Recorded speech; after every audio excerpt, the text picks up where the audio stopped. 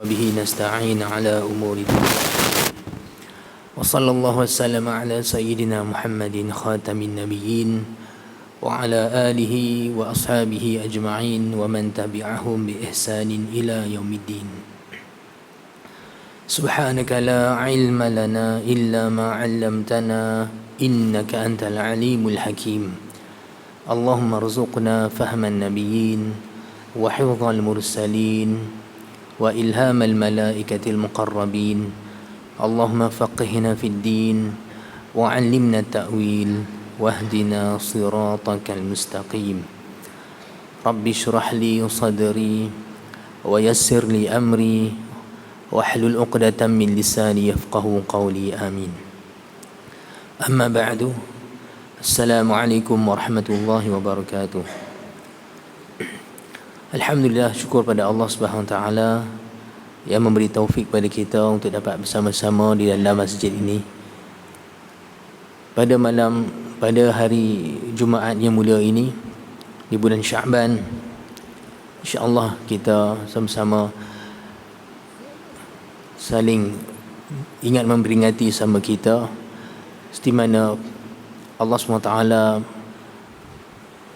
mensifatkan sebagai orang-orang beriman itu adalah orang-orang yang saling menasihati semua mereka di atas kebenaran dan juga di atas kesabaran.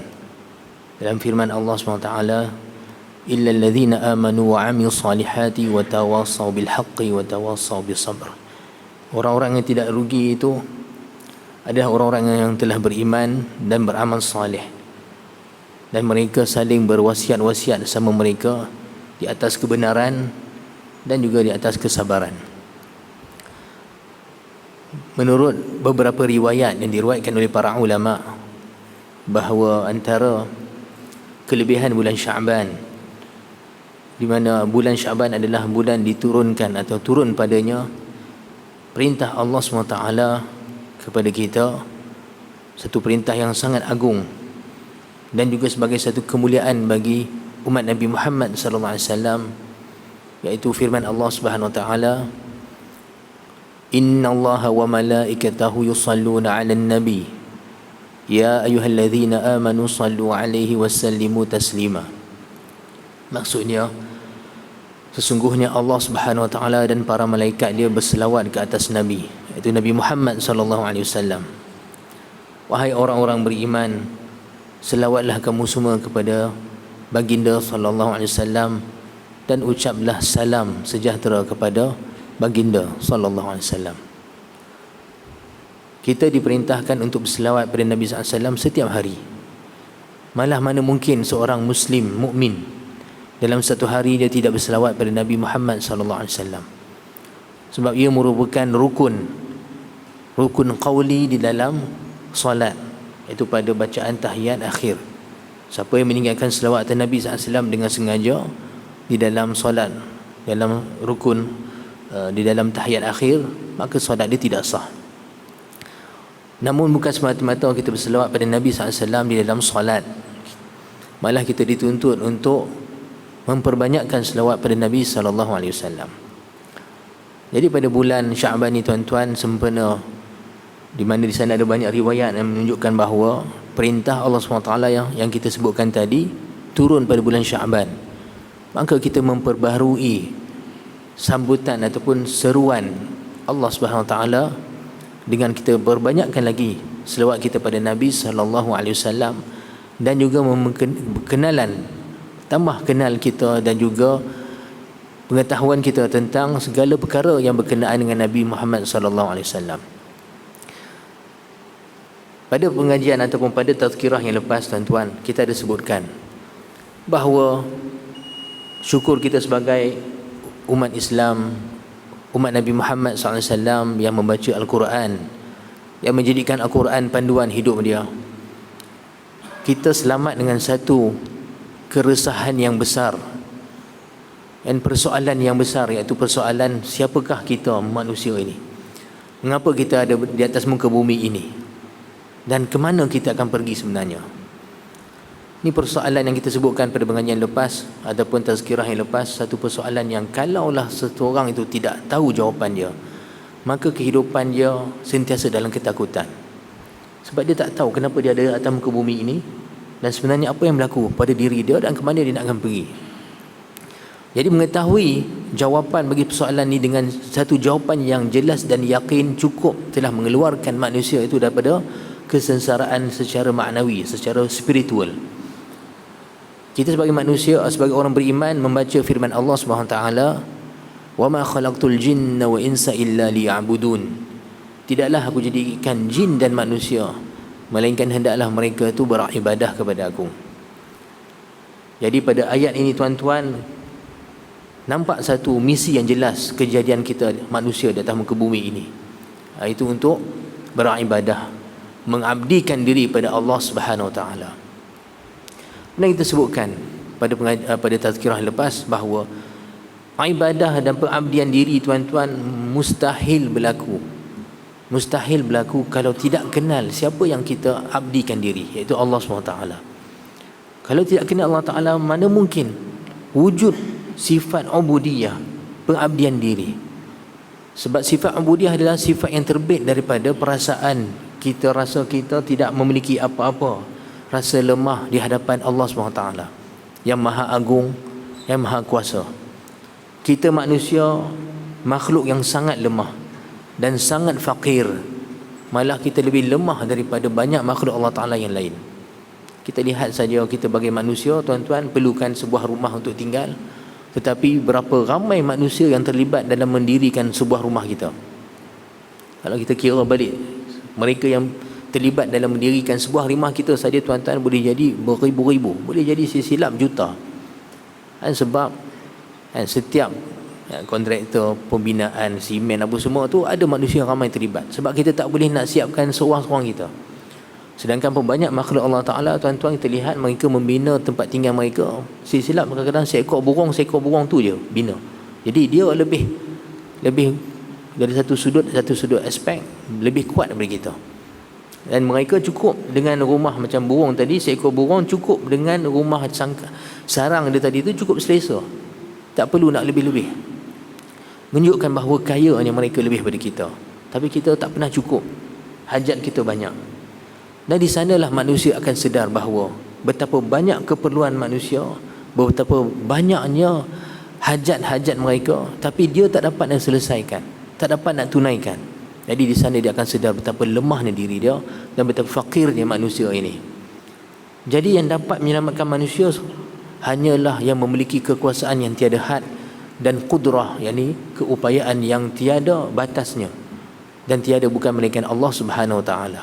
Jadi di sanalah bila manusia menyinari hakikat ini, dia akan rasa terbit rasa ubudiyah, pengabdian daripada diri Allah SWT. Tapi pengabdian diri ini tuan-tuan juga ada peringkat dan martabat-martabatnya. Lagi seseorang hamba itu kenal Allah SWT, bertambah lagi rasa rendah dirinya dan juga bertambah rasa pengabdian diri daripada Allah SWT. Jadi sebab itu kita sebutkan tugas manusia selepas menyadari bahawa dia adalah hamba Allah Ta'ala, tugas kemudiannya adalah berkenalan dengan Allah SWT. Sebab tidak kenal, mustahil dia akan jadi hamba Allah. Kemudian persoalan seterusnya, bagaimana nak kenal Allah Ta'ala? Bagaimanakah caranya untuk tambah kenal kita pada Allah Ta'ala, iaitu ma'rifatullah. Jadi kita sebutkan bahawa yang mengenalkan kita pada Allah SWT ada 3 kitab. Ada 3 kitab. Pertamanya kitab Al-Maqru, Al-Kitabul Maqru, kitab yang dibaca, iaitu Al-Quranul Karim. Yang kedua kita sebut Kitabul Manzur, kitab yang dilihat, kitab yang kita menyaksikannya, iaitu alam seluruh ini, yang Allah Ta'ala sebut sebagai ayat-ayat kebesarannya. Firman Allah SWT, "Inna fi khalqis samawati wal ard wa ikhtilafil laili wan nahari laayatin liulil albab." Sesungguhnya pada penciptaan langit dan bumi dan perubahan peredaran malam dan siang, perkara-perkara tersebut adalah ayat-ayat bagi ulul albab, mereka yang berakal. Seperti mana kita buka Al-Quran mushaf, kita akan jumpa ayat-ayat Quran, dan ayat menuntut kita membacanya, dan membaca menuntut untuk memahaminya. Dan bila faham, kita akan berkenalan ataupun memahami apakah isi kandungan dan risalah, mesej nak disampaikan dalam Quran. Dengan kita kenal, memahami isi Quran, kemuncaknya kita akan faham bahawa kemuncak maksud Al-Quran, Allah SWT nak memperkenalkan diri dia melalui Quran.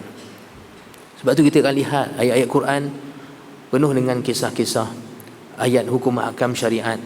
Tapi kemuncak pada kisah ini, hukum ahkam ini ataupun penceritaan ini, Allah Ta'ala sering menutup ayat-ayat tersebut dengan Wallahu sami'un alim, Wallahu azizun hakim, wa kana Allahu tawwab, wa kana Allahu azizan hakima.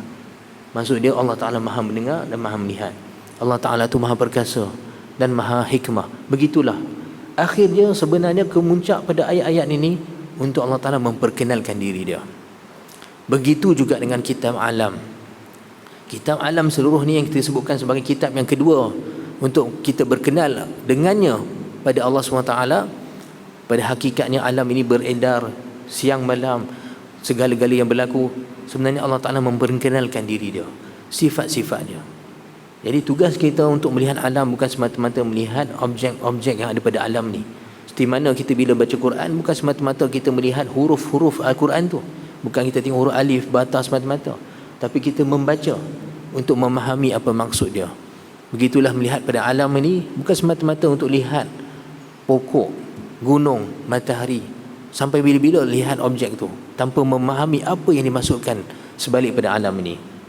Seperti mana Al-Quran untuk kita memahami erti dia, begitulah alam kita melihat alam ini untuk memahami apa yang disampaikan oleh penulis alam ini, Allah Subhanahu Wa Taala. Dan kitab yang ketiga memperkenalkan kita pada Allah Subhanahu Wa Taala, dipanggil sebagai Al-Kitabun Natiq, kitab yang bertutur. Pertama tadi kitab yang dibaca, kedua kitab yang dilihat, dan ketiga kitab yang bertutur. Dan kitab yang bertutur ini adalah Rasulullah sallallahu alaihi wasallam. Rasulullah itu sendiri walaupun utusan Allah sebagai manusia, tetapi segala perkara yang berkaitan dengan Nabi SAW pada hakikatnya untuk menyampaikan kita kepada ma'rifatullah, kenal kita pada Allah Subhanahu Wa Taala.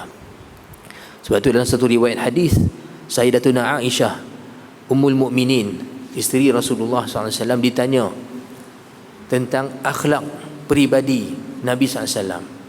Dan Sayyidatuna Aisyah tanya, hal taqra'un al-Quran? Hampa semua, kamu semua baca Quran tak? Dia berkata, na'am, kami baca Quran. Dan Sayyidatuna Aisyah meringkaskan seringkas-ringkasnya tentang peribadi Nabi dengan kata-kata beliau, kana khuluquhul Quran, adalah akhlak Rasulullah, peribadi Nabi SAW itu adalah Al-Quran. Seperti mana Al-Quran kemuncaknya memperkenalkan kita pada Allah SWT, dan begitulah alam ni sebenarnya adalah karya seni Allah SWT untuk kita lihat dan tafakur supaya kita sampai kepada berkenal Allah Ta'ala. Begitulah Rasulullah SAW, hakikatnya Allah Ta'ala utuskan baginda adalah semulia-mulia makhluk dan seseni-seninya ciptaan Allah SWT, yang kemuncak dia menunjukkan kepada sifat-sifat Allah Subhanahu Wa Taala. Jadi sebab itulah tugas kita selain pada berkenalan dengan Allah SWT, wajib kita berkenalan tentang Nabi Muhammad sallallahu alaihi wasallam. Malah tidak lengkap syahadah kita melainkan dengan kesaksian wa asyhadu anna Muhammadan Rasulullah, dan aku menyaksikan bahawa Muhammad itu adalah utusan Allah. Jadi wajib kita mengetahui dua perkara pada kesaksian kita ini. Pertamanya mengetahui Muhammad, dan kedua mengetahui Rasulullah, utusan Allah. Siapa dia Muhammad dan apakah makna utusan Allah? Di mana kita sebutkan mengenal ni tugas kita, dan dia mempunyai martabat-martabatnya. Bukan senang nak kenal Nabi SAW, dan bukan senang nak kenal Allah Subhanahu Wa Taala, tetapi itulah tugas kita. Masa kita yang diberi dan juga usia kita, kesihatan kita, sebenarnya itulah modal yang sepatutnya kita gunakan sebaik mungkin untuk melaksanakan tugas kita ini, iaitu berkenal pada Allah SWT dan Rasulullah SAW. Jadi antara yang memperkenalkan kita pada Nabi SAW, yang mana kemudian Rasulullah itu sendiri yang mengenalkan kita pada Allah Subhanahu Wa Taala, yang mengenalkan kita pada Nabi SAW, Al-Quran pertama sekali. Sebab tu selain pada Al-Quran ni secara terus mengenalkan kita pada Allah SWT, kita akan lihat ayat-ayat Al-Quran cukup banyak Allah SWT mengagungkan Rasulullah SAW, yang mana kalau kita tafakur, Kita lihat pada ayat-ayat ni, kita akan boleh faham secara jelas betapa agungnya kedudukan Nabi Muhammad sallallahu alaihi wasallam. Malah boleh kita katakan bahawa Nabi Muhammad satu-satunya insan yang cukup masyhur, popular sebelum Allah Ta'ala ciptakan baginda. Malah sebelum Allah Ta'ala ciptakan manusia seluruhnya. Malah lebih daripada itu, sebelum Allah Ta'ala ciptakan seluruhnya penciptaan. Di mana dalam satu hadis Nabi sallallahu alaihi wasallam yang diriwayatkan oleh Arbad bin Sariyah radhiyallahu ta'ala anhu. Hadis ini dikeluarkan oleh Imam Hakim dalam kitab Mustadrak, bahawa Nabi sallallahu alaihi wasallam bersabda, "Inni la khatamun nabiyyin 'inda Allah fil ummil kitab wa Adamu munjadilun fi tinatih." Sesungguhnya aku ni telah pun tertulis di ummul kitab, ini catatan Lauh Mahfuz, bahawa tertulis aku ni, Nabi kata, aku adalah khatamun nabiyyin, penutup segala nabi. Sedangkan Nabi Adam masih lagi dalam keadaan tanah, munjadilun fi tinatih, belum diciptakan lagi. Nabi Adam masih tanah lagi, manusia tak tercipta lagi, tetapi telah tercatat bahawa Nabi Muhammad adalah khatamun nabiyyin. Dalam satu riwayat bahawa Allah Ta'ala berkata pada ilmunya, kun, jadilah wahai ilmu, maka terjadilah catatan Lauh Mahfuz. Dan Nabi sebut peristiwa tersebut berlaku 50,000 tahun sebelum Allah Ta'ala menciptakan langit-langit dan bumi. Maksudnya telah tercatat pada Lauh Mahfuz sebelum tercipta langit dan bumi bahawa Nabi Muhammad telah pun tertulis bahawa penutup bagi segala Nabi. Seperti mana kita tahu dan maklum bahawa antara yang awal Allah Ta'ala cipta sebagai penduduk langit-langit adalah para malaikat. Betapa besar ni langit yang kita lihat hari ini, yang mana teknologi moden kita boleh discover, boleh capai langit dengan bintang-bintangnya, dengan galaksi dia, betapa luas kita tengok kan. Yang mana sebenarnya tu baru langit pertama, baru as-sama'ud dunya, langit yang terendah. As-sama' ad-dunya maksudnya langit terendah. Tapi cukup luas kita lihat hari ini. Siapakah penduduk langit-langit ni? Kita tak nampak dengan mata kasar kita, tapi Allah SWT bagi tahu dalam Quran bahawa penduduk langit-langit ni adalah malaikatnya, para malaikat. Dan para malaikat ni telah pun tahu bahawa Nabi Muhammad SAW adalah utusan Allah, kekasih Allah dan penutup segala Nabi. Telah tercatat dan dalam Lauh Mahfuz. Malah dalam riwayat, tiadalah tiang-tiang syurga dan tiang arasy Allah Ta'ala melainkan tertulis padanya, la ilaha illallah Muhammadun Rasulullah. Telah tertulis nama Nabi Muhammad SAW. Sebenarnya cukup kalau kita lihat hadis ini menunjukkan betapa agungnya Rasulullah SAW. Nampak no? Baik. Kemudiannya, bila Allah Ta'ala ciptakan manusia, Allah Ta'ala telah bagi tahu pada malaikat dulu. Seperti mana kita pun biasa dengan ayat ni dan surah Al-Baqarah. Wa idh qala rabbuka lil malaikati inni ja'ilun fil ardi khalifah. Ketika mana Tuhan kamu wahai Muhammad berkata pada para malaikat, aku nak jadikan kat dunia ni khalifah. Siapa khalifah ni tuan-tuan? Khalifah ni yang sebenarnya adalah Rasulullah sallallahu alaihi wasallam. Yang sebenarnya. Seperti mana kalau kita baru-baru ni bulan Rejab baca kisah Isra' Mi'raj. Antara riwayat ketika mana Nabi sallallahu alaihi wasallam setiap kali nak naik ke langit, satu tingkatan langit, Jibril AS akan tanya pada penjaga pintu langit. Penjaga pintu langit minta buka pintu langit. Kemudian dia kata, man? Dia kata, siapa tu? Dia kata, Jibril. Wa man ma'aka? Siapa bersama kamu? Dia kata, Muhammad. Itu malaikat akan jawab apa? Ursila ilaihi. Apakah telah diutuskan? Apa makna persoalan ni tuan-tuan? Persoalan ni persoalan teruja sebenarnya. Satu perkara yang sangat mengujakan malaikat. Sebab bila dengar nama Nabi Muhammad, satu nama yang telah mereka dengar cukup lama dulu, dan mereka telah saksikan nama ni tercatat dekat banyak tiang-tiang syurga dan juga tiang arasy Allah Ta'ala. Bila tiba-tiba Jibril AS nak masuk langit, dia kata, bersama aku Muhammad. Jadi malaikat teruja, apakah telah diutuskan? Maksudnya telah sampai waktu yang lama kami dengar bahawa ini adalah Rasulullah khatamun nabiyyin, penutup segala nabi. Jadi sebab tu setiap riwayat kita akan lihat ada persoalan ni. Ursilu ilaih, apakah diutuskan? Jibril kata na'am. Maka dibukakan pintu langit tersebut, maka semua penduduk langit tersebut, para malaikat menyambut Nabi SAW dengan sambutan yang sangat meriah. Mereka akan berkata apa? Marhaban bin Nabi Saleh. Dalam satu riwayat, bil khalifati. ni'matul khalifati jaa, sebaik-baik khalifah telah datang, iaitu Rasulullah sallallahu alaihi wasallam. Jadi kita lihat bahawa Nabi sallallahu alaihi wasallam, tuan-tuan, sebelum siapa-siapa manusia kenal, malaikat dah kenal dulu. Malah sebelum Nabi Muhammad SAW beriman dengan baginda isteri Rasulullah Khadijah, insan paling pertama sekali beriman dengan Rasulullah, sebelum Sayyidina Abu Bakar Siddiq yang beriman dengan Rasulullah, para malaikat telah pun membuat perjanjian dengan Allah Ta'ala. Allah Ta'ala membuat perjanjian kepada semua, minta maaf, bukan malaikat, para Nabi seluruhnya telah membuat perjanjian dengan Allah Ta'ala. Dalam firman Allah Ta'ala, Allah Ta'ala sebut balik kisah ni dalam Quran surah Ali Imran, wa idh akhadallahu mithaqan nabiyyin lama ataitukum min kitabi wa hikmah thumma ja'akum rasulun musaddiqun lima ma'akum la tu'minunna bihi wa la tansurunna. Ketika mana Allah Ta'ala mengambil perjanjian dengan semua para Nabi, dan Allah Ta'ala berkata para Nabi semuanya, ketika aku memberi pada kamu kitab, syariat dan hikmah, kemudian datang seorang Rasul selepas kamu ni, yang mana Rasul ni akan membenarkan kamu semua. Maksudnya Rasul yang datang ni, Nabi Muhammad SAW, juga membenarkan sebelum aku ada para Nabi dan mereka dikurniakan kitab sekian-sekian. Dan Allah Ta'ala kata pada para Nabi seluruhnya, la tu'minunna bihi wa la tansurunna, wahai para Nabiku semuanya, hendaklah kamu beriman dengan Rasul ini, Nabi Muhammad SAW, wa la tansurunna, dan hendaklah kamu semua menolong membantunya.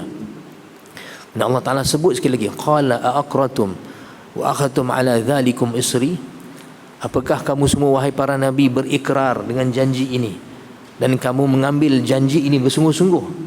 Qalu aqrarna, para Nabi semua berkata kami berikrar ya Allah. Qala fashhadu, Allah Ta'ala berkata maka saksikanlah kamu semua wahai para Nabi dengan janji kamu ini.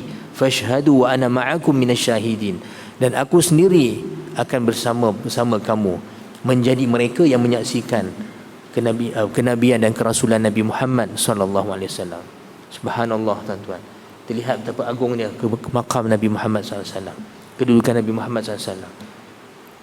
Jadi seperti yang kita sebutkan, Nabi Muhammad kan insan yang sangat mulia, bukan sekadar insan, malah makhluk seluruhnya yang paling mulia di sisi Allah SWT. Dan Allah Ta'ala sendiri beritahu kepada kita, Allah Ta'ala berselawat pada Nabi Muhammad SAW, dan para malaikat berselawat. Dan para ulama bahasa Arab mengatakan bahawa fi'il mudhari', present tense yang Allah Ta'ala guna, inna allaha wa malaikatahu yusalluna ala nabi. Yusallun ke sini dipanggil fi'il mudhari', maksud dia present tense, menunjukkan bahawa perbuatan tersebut sentiasa dan berterusan. Allah dengan malaikat dia sentiasa berselawat pada Nabi SAW. Ya ayyuhalladzina amanu sallu alaihi wa sallimu taslima, wahai orang beriman, selawatlah pada Nabi Muhammad SAW dan ucapkan salam pada baginda sallallahu alaihi wasallam. Jadi insya-Allah pada bulan Syaban ni kita memperbaharui sahutan kita perintah Allah Ta'ala ini, sempena ayat ini diturunkan pada bulan Syaban, memperbanyakkan selawat kita pada Nabi sallallahu alaihi wasallam. Semoga kita mendapat syafaat Nabi sallallahu alaihi wasallam dan mendekat lagi diri kita bersama Rasulullah sallallahu alaihi wasallam. Aqulu qawli hadza wa astaghfirullahal azim li wa lakum. Assalamualaikum warahmatullahi wabarakatuh.